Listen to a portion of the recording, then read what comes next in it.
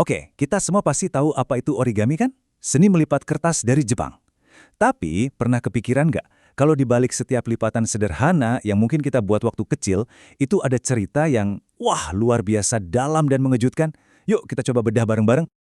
Buat kita, mungkin ini cuma jadi bangau kertas atau mungkin bunga tulip yang lucu.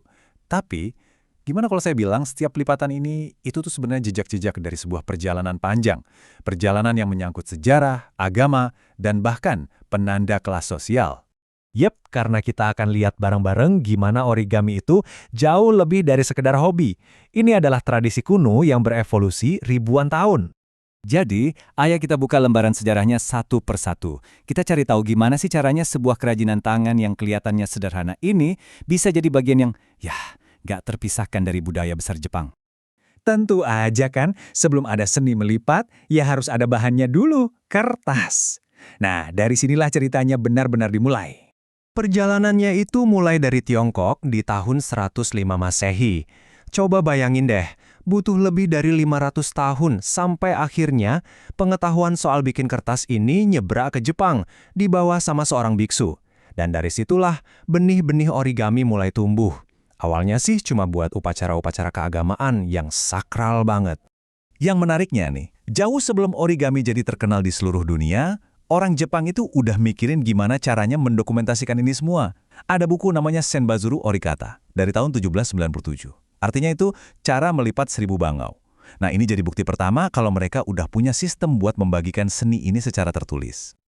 Oke, dan ini mungkin bakal bikin kaget. Seni melipat kertas itu ternyata ada juga di Tiongkok, namanya zeiji. Tapi coba deh kita lihat bedanya.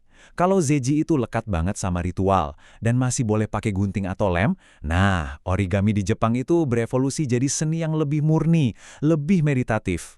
Filosofinya ketat banget. Satu lembar kertas, nggak boleh digunting, nggak boleh dilem.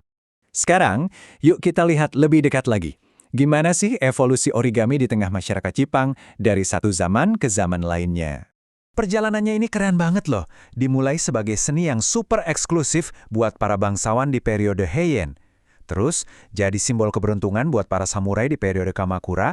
Lalu, nah ini dia, revolusinya terjadi di periode Edo. Kertas jadi murah. Akhirnya, origami turun dari istana dan bisa dinikmati rakyat biasa.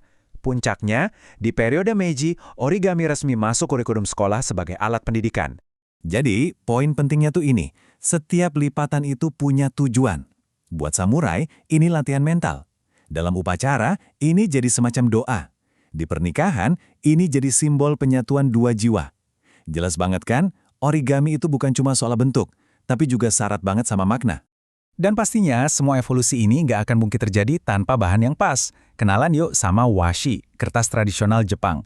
Kertas ini tuh unik banget. Dia kuat tapi tetap fleksibel.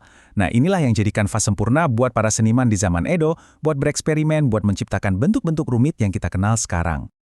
Oke, pertanyaannya sekarang, gimana caranya origami yang asalnya dari Jepang bisa menyebar dan dipahami di seluruh dunia? Jawabannya ada pada kejeniusan satu orang. Ini dia orangnya, Akira Yoshizawa, sang bapak origami modern.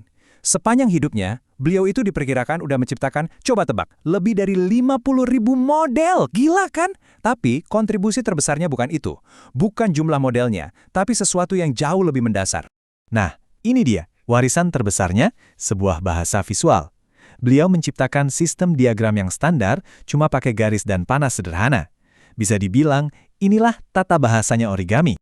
Dan disinilah letak kejeniusannya. Dengan sistem ini, siapapun dimanapun mereka berada, nggak perlu ngerti bahasa Jepang, bisa ngikutin instruksinya dan bikin bentuk yang sama persis. Origami nggak lagi terikat sama bahasa lisan, dia udah jadi bahasa universal.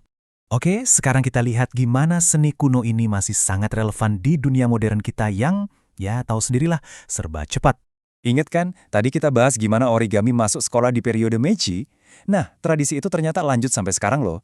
Di seluruh dunia, origami masih dipakai buat melatih fokus, kreativitas, dan bahkan buat membantu anak-anak paham konsep geometri. Jadi, Artinya, waktu kita melipat kertas hari ini, sebenarnya kita itu lagi terhubung sama nilai-nilai yang sama yang dipegang sama para samurai dan biksu Shinto ratusan tahun yang lalu. Nilai-nilai kayak disiplin, kesabaran, dan mencari harmoni dalam kesederhanaan. Dan pastinya, harapan, seperti yang dilambangkan oleh legenda 1000 bangau kertas itu. Jadi pertanyaannya sekarang buat kita semua.